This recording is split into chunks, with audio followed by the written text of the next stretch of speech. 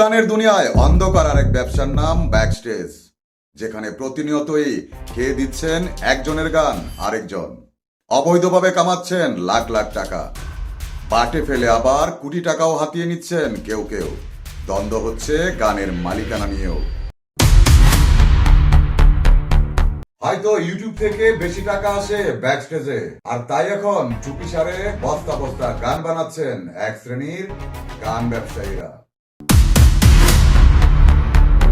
বানাবেন নাই বা কেন?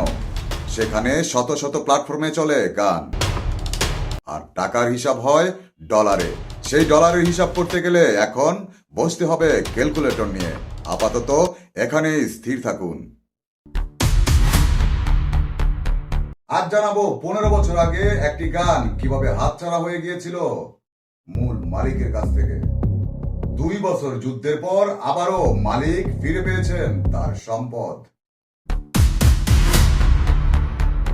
তার ভাষায় এই গানের টাকা খেয়েছিলেন মানুষরূপী শিয়াল কুকুররাও। এবার চলুন মূল ঘটনায়।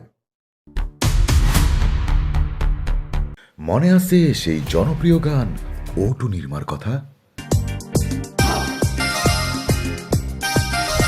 কণ্ঠশিল্পী প্রমিত কুমারের গাওয়া এবং তার সুরে গানটির কথা লিখেছিলেন প্রদুন কুমার, আর গানটির সঙ্গীত করেছিলেন আজমির বাবু। ও2 নির্মা তোমার টুনি কথা শুনে না।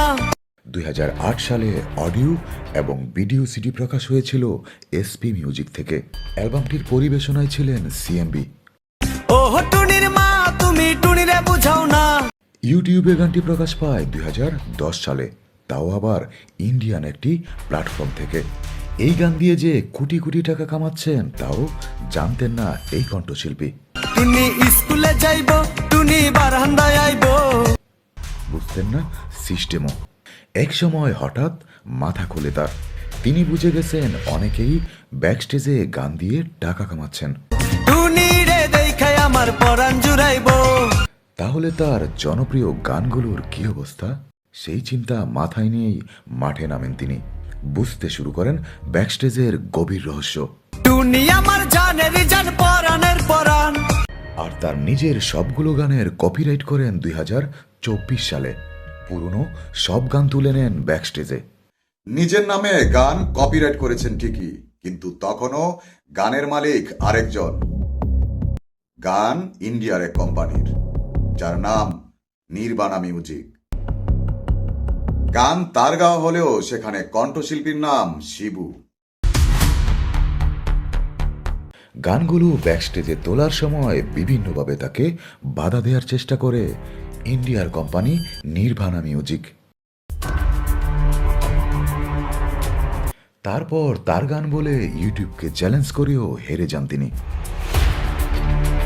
হেরে যাওয়ার পর টুনিরমা গানের মিউজিক পরিবর্তন করে ইউটিউবে আবারও দেন আপলোড।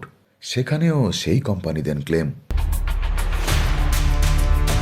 তিনিও নাসর বান্দা, এর শেষ দেখতেই হবে। আবারও গানের সব কাগজপত্র নিয়ে 2025 সালের অক্টোবরের শেষের দিকে ইউটিউবকে চ্যালেঞ্জ করেন তিনি। সেই চ্যালেঞ্জের 14-15 দিন পর জিতে যান প্রমিত কুমার। এখন এই গানের সব মালিকানা তার। শেষমেশ ফসল যেন নিজের ঘরেই উঠেছে। গান পেলেও গল্প এখনো শেষ হয়নি।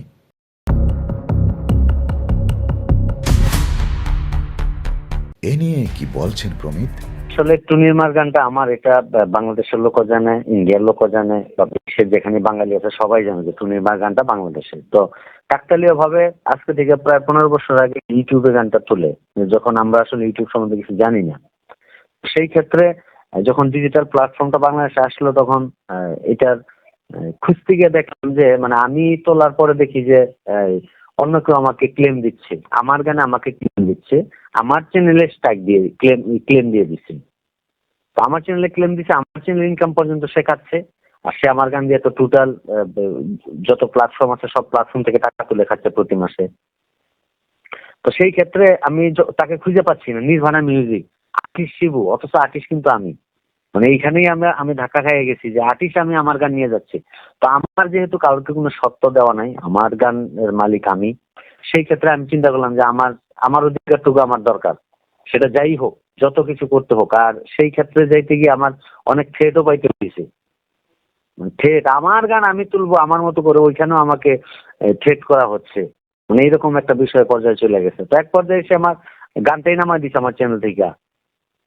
আমি তারপর কপিরাইট করলাম, গানগুলো কপিরাইট করে ঠিকঠাক সব কাগজপত্র রেডি করে সাবমিট করলাম ইউটিউব দিলীপের কাছে।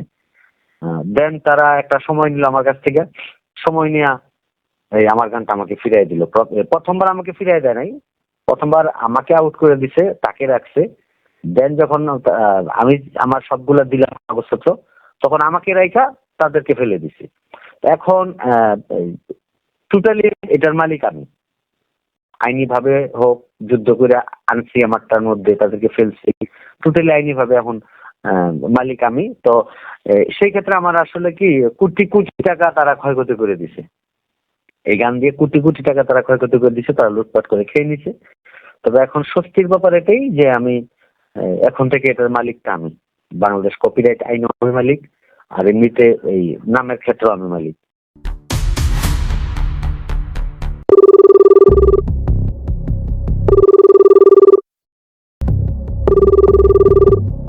এ ব্যাপারে 10 মিনিটস যোগাযোগের চেষ্টা করে ইন্ডিয়ান কোম্পানি শিবা মিউজিকের সাথে, কিন্তু তাদের একাধিক ফোন কিংবা SMS দিয়েও পাওয়া যায়নি। তবে বিষয়টি নিয়ে 10 মিনিটসের সঙ্গে কথা বলেছেন ক্ল্যাপের ব্যবস্থাপনা পরিচালক খায়রুল হাসান। বাংলাদেশের অফিস থেকে যেটা কপিরাইট সেটা উনি পেয়েছেন। বর্তমানে সবই তার, কিন্তু ওই মাঝে মধ্যেই কন্টেন্ট আইডি নিয়ে অনেকে হানা দিতে পারেন। হ্যাঁ, আচ্ছা, তো সেই জায়গাগুলোতে সেফটি থাকার জন্য অবশ্যই তাকে এই ব্যাপারটাতে অ্যালার্ট থাকতে হবে। এভাবে শুধু একজন প্রমিত কুমারী নন, প্রতিনিয়তই প্রতারিত হচ্ছেন নতুন পুরনো অনেক সঙ্গীত শিল্পীরা। আইন থাকলেও আইনের তোয়াক্কা না করেই এসব করে বেড়াচ্ছেন এক শ্রেণীর অসাধু ব্যবসায়ীরা। তবে এ ব্যাপারে কি বলছেন কপিরাইট অফিস, তা আমাদের জানা দরকার। আমাদের যেটা আইন অনুযায়ী বিষয় হচ্ছে যে আপনার নামে কপিরাইট নেওয়ার পরে যদি ওই গানটা কেউ যদি ব্যবহার করে বা আপনাকে আপনার অনুমতি ছাড়া যদি অন্য জায়গায় ব্যবহার করে, সেক্ষেত্রে আমাদের এখানে আপনি একটা অভিযোগ দিবেন, তার নাম ঠিকানা লিঙ্ক সহ এখানে একটা অভিযোগ দিবেন, তখন আমরা ব্যবস্থা নেব এবং অবৈধ লিঙ্কটা বন্ধের জন্য বিটিআরসি কে চিঠি দিব। আমাদের প্রথম সপ্তাহের আগে কপিরাইট থাকতে হবে, এক। আচ্ছা, আর 2 নম্বর হচ্ছে তাকে অভিযোগ দায়ের করতে হবে, 4। আজ এখানেই, আবার দেখা হবে 10 মিনিটসের নতুন কোনো পর্বে। ততক্ষণ ভালো থাকুন।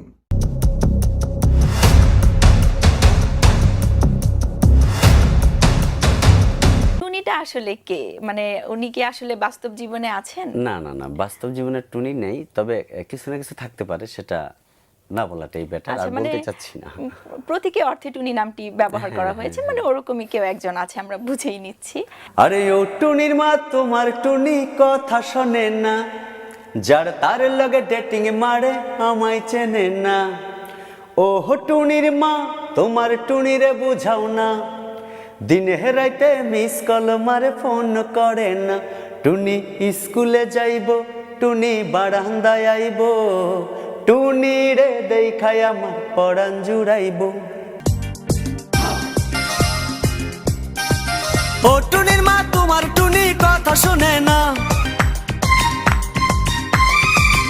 ও টুনির মা তুমি টুনিরে বুঝাও না।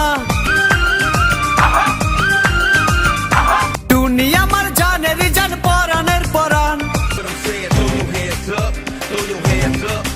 টুনি আইসক্রিম খাইব, টুনি ঝালমুড়ি খাইব, টুনির মা তোমার টুনি কথা শোনে না, যার তার লগে ডেটিং মারে আমায় চেনে না।